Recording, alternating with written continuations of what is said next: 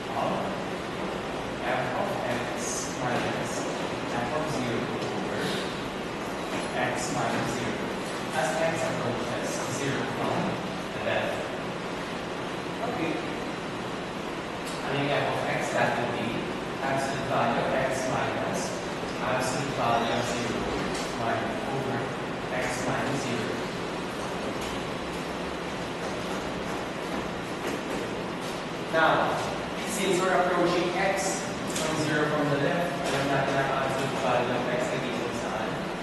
X if x is greater than or equal to 0, or x if x is less than 0. Since we're approaching 0 from the left, ang magiging value natin ngayon, limit, ito ay magiging negative x minus 0. X minus 0 negative as x approaches 0 from the left. But this one will be negative x minus 0. We have here negative x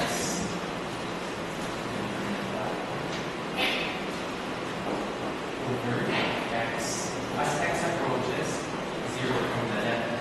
And since we're just approaching 0 from the left, pwede na natin ma-cancel po x natin. So we get here the limit of negative 1 as x approaches 0 from the left. So we get negative 1. On the other hand, f from the right of x sub 0 is equal to 0 pala. This is equal to limit of f of x minus f of 0 over x minus 0 as x approaches 0 from the right. So what do we get here? This will be limit of absolute value of x minus absolute value of 0 over x as x approaches 0 from the right. Since we're approaching 0 from the right, then we're going to value now of x. So we get here limit of x minus 0 over x as x approaches 0 from the right. So this one will become x divided by x of 1 by 1. So we get here limit of 1 as x approaches 0 from the right. So this is 1. At dahil po yung dalawang ito ay they're not equal, what do we conclude? We conclude that therefore f, the f term f is not, or parang maganda yung word, f of x is equal to the absolute value of x is not differentiable at x is equal to 0.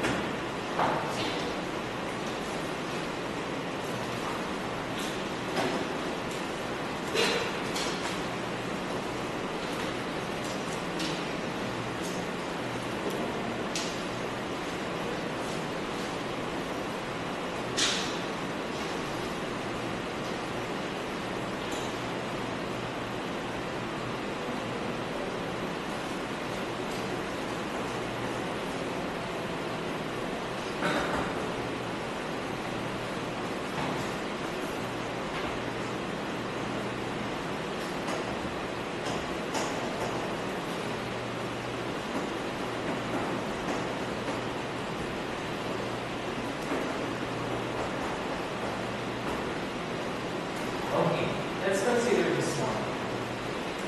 Suppose that ang function natin differentiable x equal to x and 0. Ano ibig sabihin ng differentiable?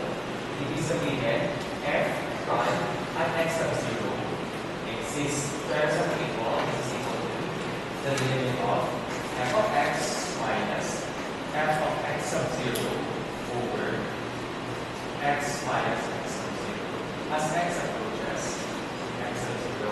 And this one, dahil differentiable tayo, this one is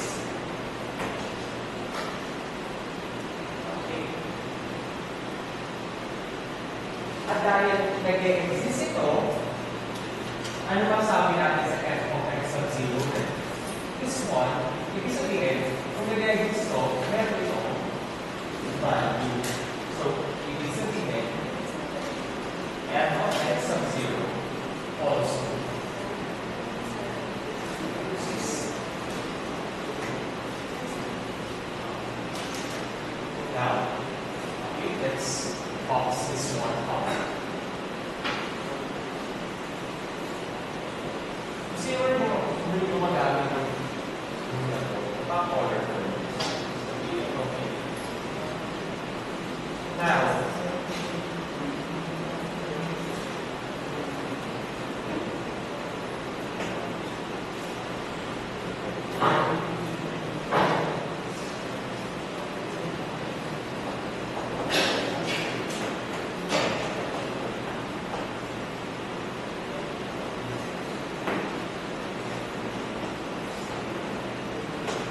compute natin ito. Limit of f of x minus f of x sub 0 as x minus x sub 0. Okay. Ito ay equal sa, well, we have here f of x minus f of x f of x sub 0. Tapos, since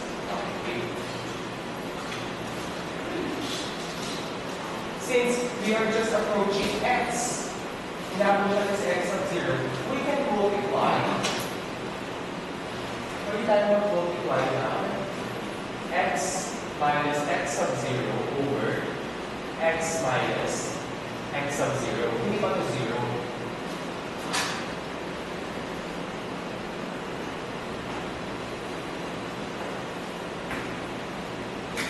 Tapos, isulat lang natin ito sa mga parang. Since associative multiplication, so we have f of x minus f of x sub 0 over x minus x sub 0 times x minus x sub 0.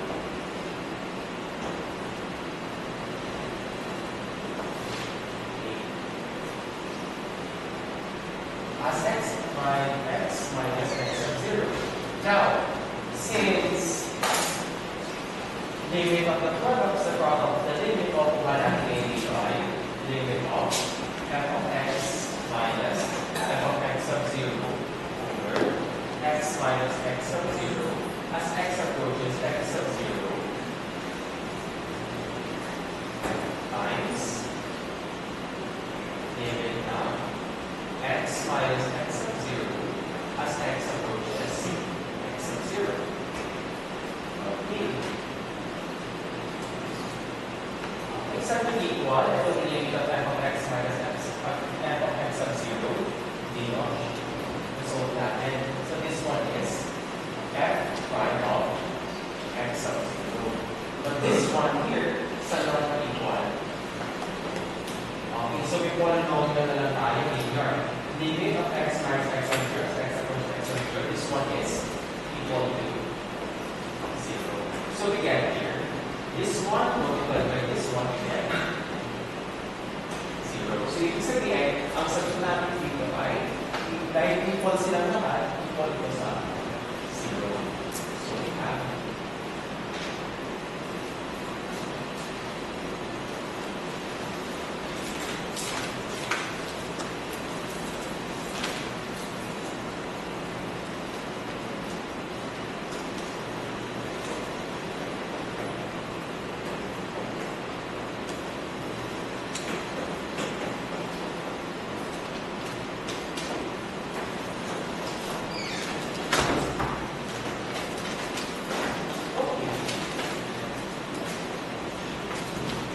tapos, so this one here, ito, di ba? Limit of the difference of the limit. So, like equal sa limit of f of x as x approaches x sub 0 minus limit of f of x sub 0 as x approaches x sub 0 equal ito sa 0.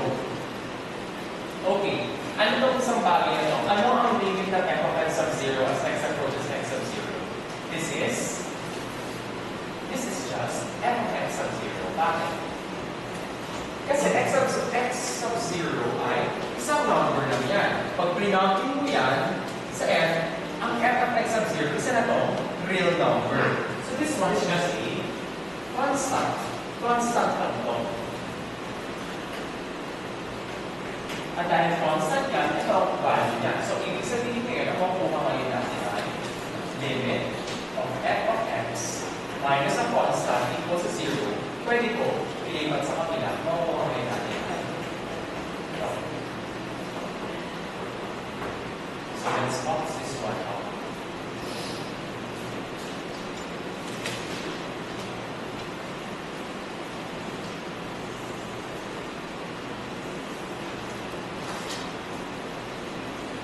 And finally, dahil ito ay nag-exist, so ibig sabihin, may number to. Number talaga to. So, ang limit daw ng f of x as x minus x sub 0 is equal to a number. What can we say about limit of f of x as x minus x sub 0? Dahil number talaga to, ito ay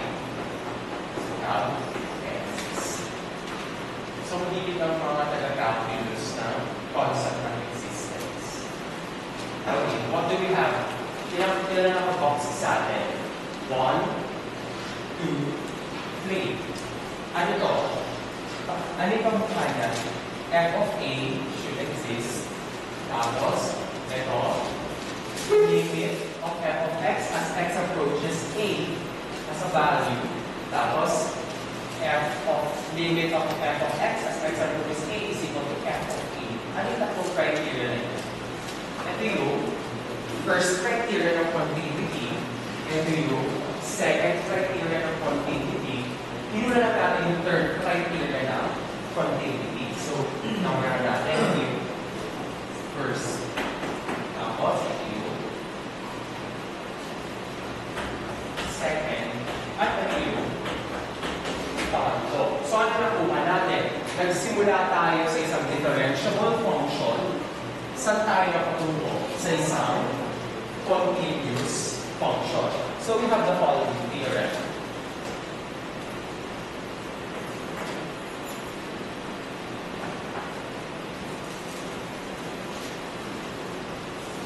Sige sa mga power of the theorem ng calculus.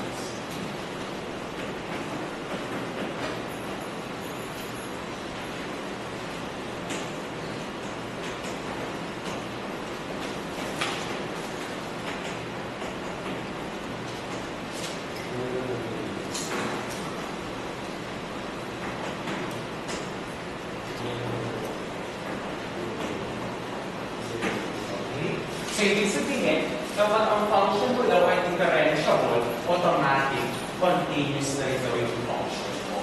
So, ano ibig sabihin yan in some sense? So, kunyari, ang mga functions mo, yan ang mga species mo, may biologist ka.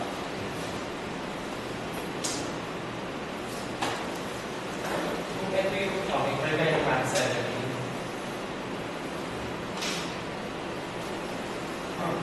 Okay? Ito yung universal set mo. At ang universal set mo ay set of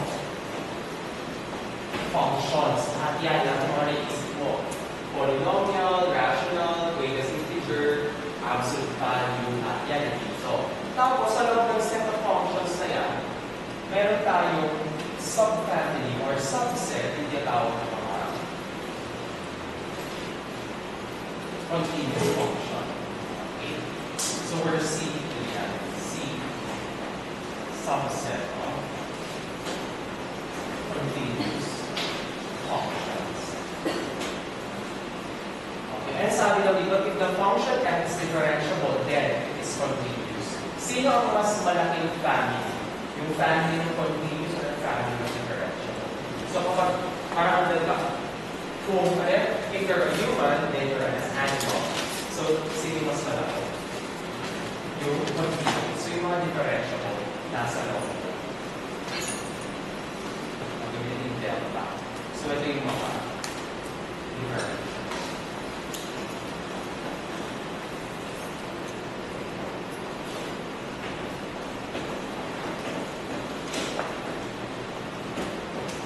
Mas malinis. Dahil dyan, we have the following remarks. Ito yung mga hindi na pumapasok yung ginagawa ng mga calculus teacher na true or false na sa calculus na. If f is not continuous, is not differentiable, then hindi mo makalaw. Sige, sulat natin bawal kay mark.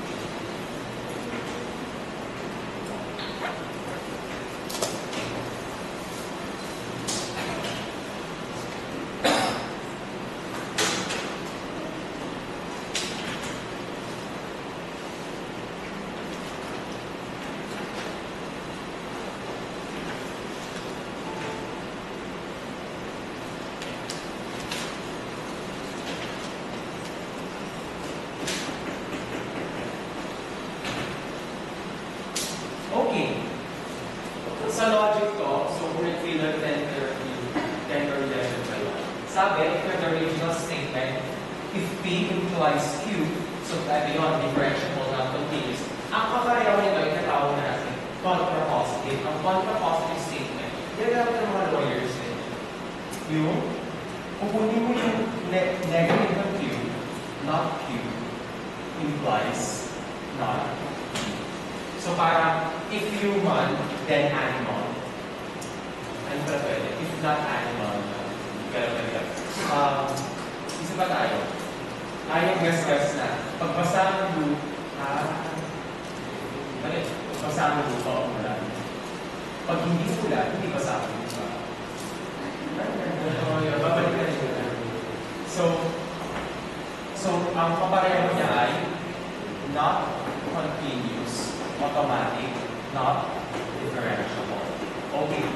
Tingnan natin sa isang set. So, pag differentiable ka, automatic, continuous ka. Pero pag not continuous ka, ano yung sabihin not continuous? Nasa, instead of sets, complement ka. So, kung not continuous ka, nasa ano ngayon? Nandito ka sa labas. So, kung hindi ka continuous, basically, hindi ka na pwede maging differentiable. You're not welcome inside. Okay? Sa lalakarin nyo converse. Ano? Ang converse naman, ito ang converse class. Q implies P. Ang Q implies P naman ito, pabalikan mo lang. Continuous implies differentiable. And this is false. Bakit? Nakita natin kanina na ang absolute value of x. Ano ang absolute value of x? Di ba? Ito ay continuous. Ayan. Nag-buwit natin siya na tuloy-tuloy lang. Pero napakita na sa example kanina na ang absolute value of x ay not differentiable. I'm sorry. Ito continuous, pero dito, hindi siya not differentiable. So, hindi nag-follow. So, this two here, ang tawag niya sa logic dito ay equivalent statements.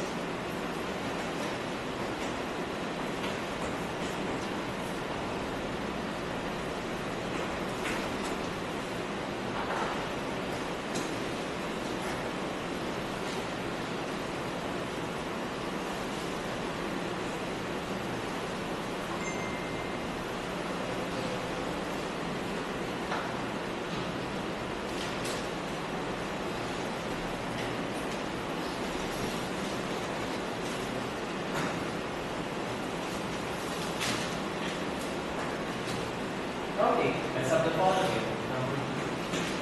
Ito yung mga, di ba, so hindi lahat ng mga continuous function, not differentiable. In fact, matrabaho mag-check. Kung continuous ka kasi, nandito ka ngayon. I-check mo ngayon, kung bilang kumamang function, tingnan ito siya si f. Hindi mo sigurado kung si f, talagang dito lang mo sa labas, o baka si f, pwede siyang pumasok sa loob. Now, matrabaho mag-check yun. So, let me give you some hints kung ano yung mga function na continuous pero maaaring not differentiable.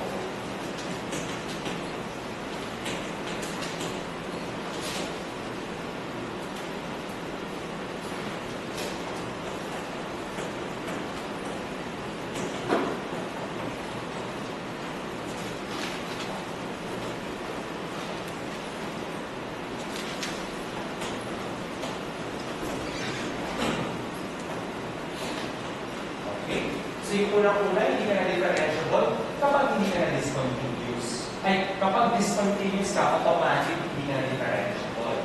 Pangalawa, paano naman kung continuous? Sino sa mga continuous na ito ang mga hindi differentiable? Okay?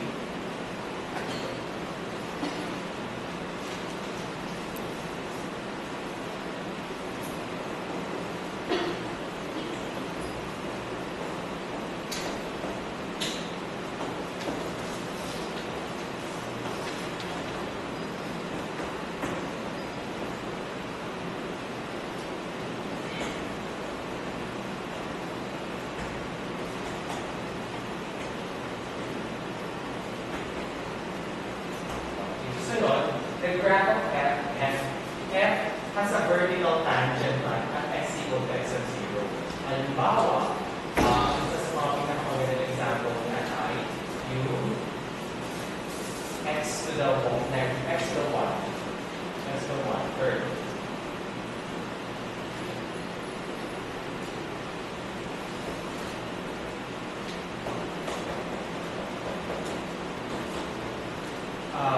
At 0, dito, pagdating sa 0, pansinin niyo, dito tangent line, tapos tangent line, tangent line, kumaan yung tangent line.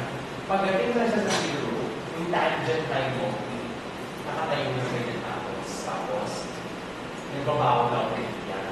So pagdating dun sa 0, at x equals 0, nakatayo siya.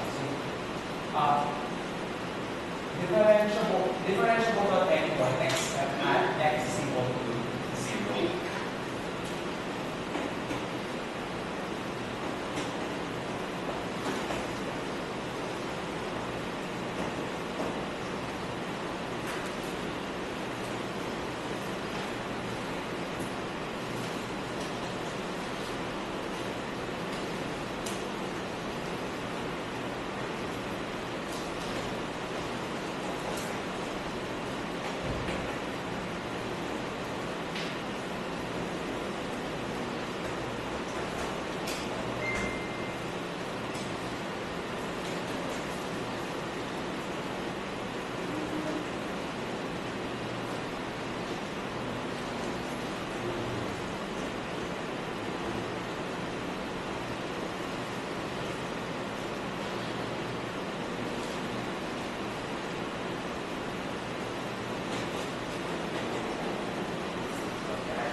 The next one is, so, mag-give ng example. Ano ang example ng discontinuous, pero discontinuous kaya hindi na differentiable. Yung favorite ninyo, yung step function. Ayan, so hindi na tayo makakita ng mga step function from U1. Dito lang yung differentiable, pero mali, iba pa kung bumalik tayo mamaya.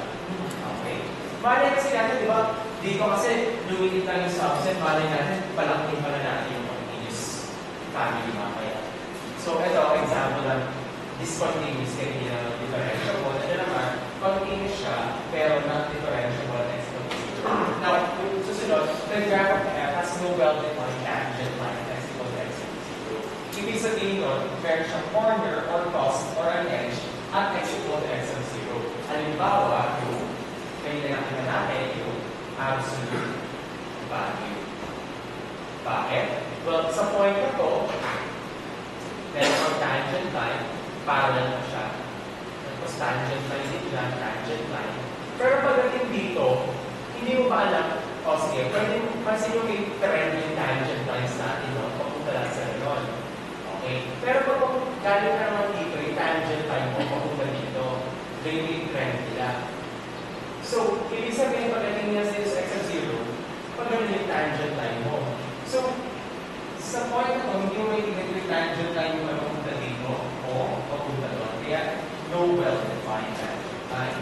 Ang isang pang example, pwede yung absolute value of x. Ito naman isang example, nakalimutan ko yung pangalan ng function ito.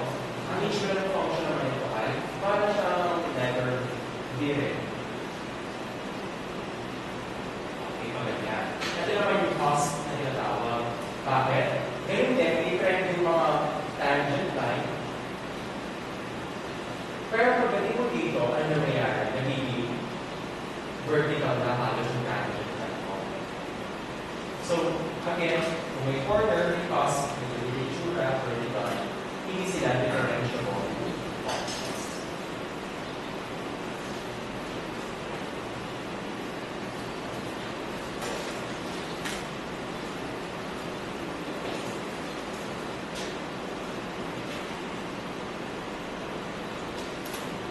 Okay, let's just have one example.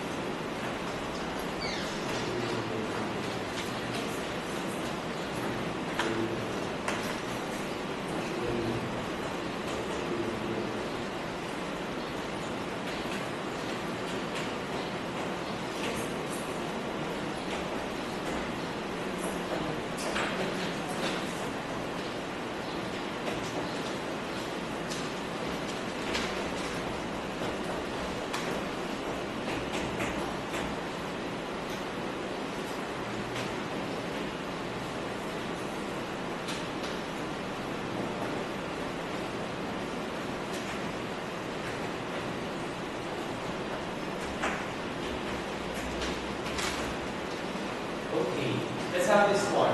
Determine if f of x is equal to x squared minus 2x, absolute value of x if x is less than 1, x squared minus 9 if x is between 1 and 3, 6x minus 8 if x is between 3 and 6, and the GI of 2x plus 6 if x is greater than 6. Aalamin natin kung differentiable ba ito at x equal to 0, 3 or 6, 7.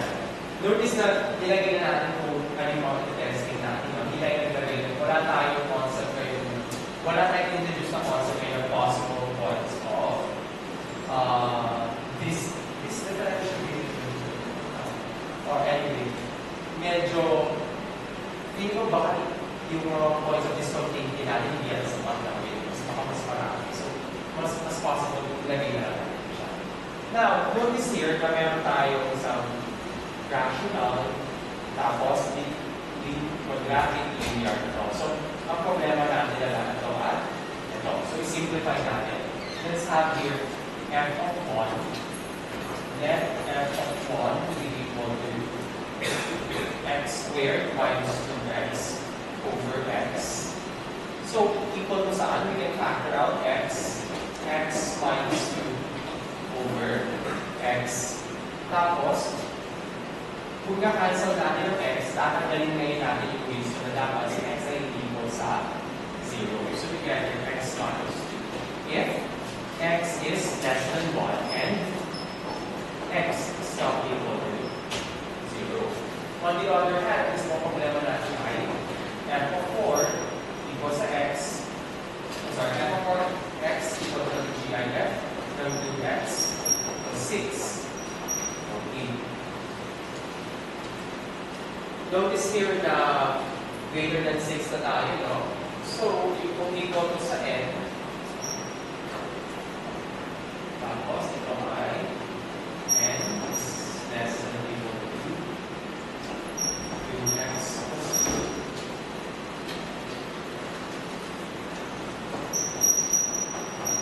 Okay. So, kung yung n mo, gusto natin ito ay 6. So, makukuha ngayon natin ay n is equal to 6. Wala ko ginagawa. Kung 6 to, n is equal to 6. 6 na siya. Actually, hindi ngayon. Wala na siya magagawa dito ng pagbabago. Kapag naman natin ng 6. Okay. I'm sorry. 6 to. Sorry. Balik na tayo. Kailangan na x pa. So we have here n minus 6 is less than or equal to 2x is less than or equal